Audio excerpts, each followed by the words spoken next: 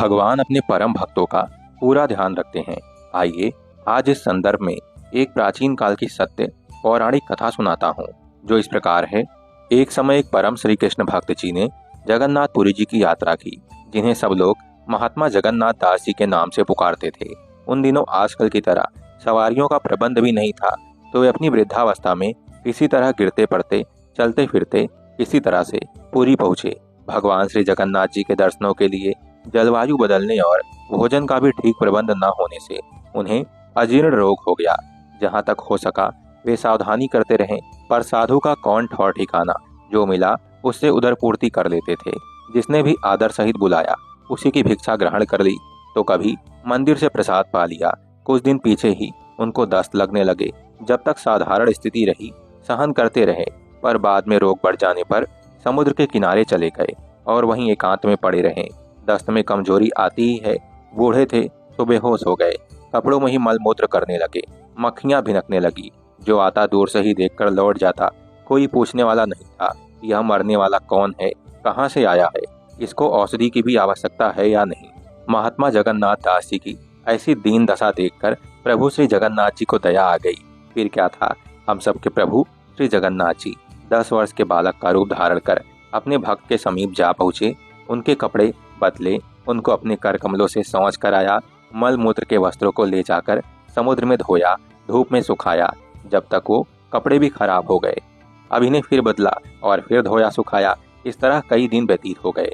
जगन्नाथ दास जी को कुछ खबर नहीं थी कि मेरी सेवा कौन कर रहा है। जब जगन्नाथ दास जी को कुछ होश आया तो उन्होंने अपनी आंखें खोली तो देखा कि एक बालक सब तरह की सेवा कर रहा है। चूंकि उनमें उठने बोलने की सामर्थ्य नहीं थी, तो चुप ही रहे और मन ही मन उनकी प्रशंसा करने लगे, उसे धन्यवाद देने लगे। 2-3 दिन और ऐसे कट गए। अब शरीर से कुछ बल आया तो वे उठे और सहारे से घिसटते घिसटते समुद्र के जल तक पहुंचकर उन्होंने स्नान किया। स्नान के बाद शुद्ध धुले हुए वस्त्र, जो लड़के ने पहले से ही तैयार कर रखे थे, बदले।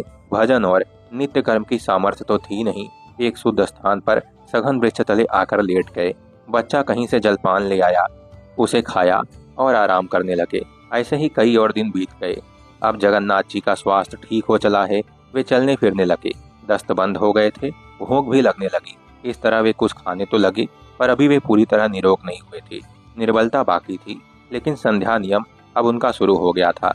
एक दिन प्रातः काल का समय था। भक्त जी स्नान कर पूजा करने बैठे थे।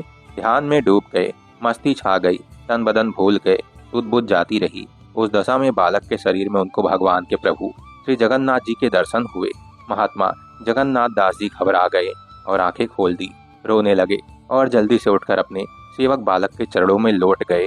महात्मा जगन्नाथ दास जी क्षमा याचना करने लगे, तरह तरह की विनती करने लगे कि प्रभु, इस अधम के लिए आपने इतना कष्ट उठाया, माता की तरह मलमूत्र साफ किए, इस पापी को मर जाने देते, इस अपराधी को दुख झेलने देते। यह दुष्ट इसी योग्य था, इसे दंड मिलता। आपने क्यों इतनी दया की, क्यों इसकी खबर ली? अब इसका प्रायश्चित मैं कैसे करूं, इसका बदला मैं कैसे चुकाऊं? इन शब्दों में आपकी विनती करूं, मैं कर्तव्य विमूढ़ हो रहा हूं। क्या करूं कुछ समझ में नहीं आ रहा। हे जगतपति, क्षमा करो, क्षमा करो। कामुक ले विनती करूं, लाज आवत है मोहि, म देखत अवगुण किए, कैसे भाऊं तो ही। हे हरि, आप सर्वशक्तिमान हैं, सर्व सामर्थ्यवान हैं, सर्वोपरि हैं। आप चाहते तो दूर रहते हुए ही इस व्यथा को दूर कर सकते थे। आप वैकुंठ में बैठे हुए ही एक दृष्टि से इस विपदा को काट सकते थे, पर यहाँ क्यों पधारे, क्यों इस दास के लिए इतनी चिंता की? प्रभु बोले, हे भक्तन के भक्त हमारे प्यारे जगन्नाथ, मुझको भक्तों के दुख नहीं देखे जाते, मुझसे उनकी विपत्तियां नहीं सही जाती। मैं भक्तों को सुख देने के लिए सर्वदा तैयार रहता हूँ। मैं उनके लिए सब कुछ कर सकता हूँ, इसमें मुझको आनंद आता है। ऐसा करते हुए मुझको खुशी होती है। मैं भक्तों से दूर किसी और स्थान पर नहीं रहता, मैं सदा उनके समीप ही रहता हूँ, उनके स्थान में ही चक्कर लगाया करता हूँ। तेरा कष्ट मुझसे सहन नहीं हो सका, मैंने प्रकट हो तुझे आराम पहुँचाने की कोशिश की। इसमें कोई बड़ा काम मैंने नहीं किया, केवल अपने कर्तव्य का पालन किया है। भगवान ने फिर आगे कहा, प्रेम सब कुछ करा लेता है, तू मुझे प्यारा है, इसलिए मैंने ऐसा किया है। इसके लिए तो किसी प्रकार की चिंता मत कर, हृदय में क्षोभित मत हो। हाँ, एक बात जो तूने कही कि वहाँ बैठे हुए ही इस रोग को दूर कर सकते थे, तो हे भ्राता, यह मेरे अधिकार से बाहर की बात है। प्रारब्ध का भोग अवश्य भोगना पड़ता है, कर्म बिना भोगे नहीं कटता, यह प्रकृति का नियम है। मैं इसमें कुछ नहीं कर सकता। प्राणी जो कुछ सुख दुख उठाता है कर्मानुसार ही उसे मिलता है। जगत में कर्म ही प्रधान है। हाँ, जो भजन करने वाले हैं, जो निरंतर सच्चे हृदय से मेरी भक्ति में रत रहने वाले हैं, उनके कष्टों को मैं कुछ हल्का और सुलभ अवश्य कर देता हूँ।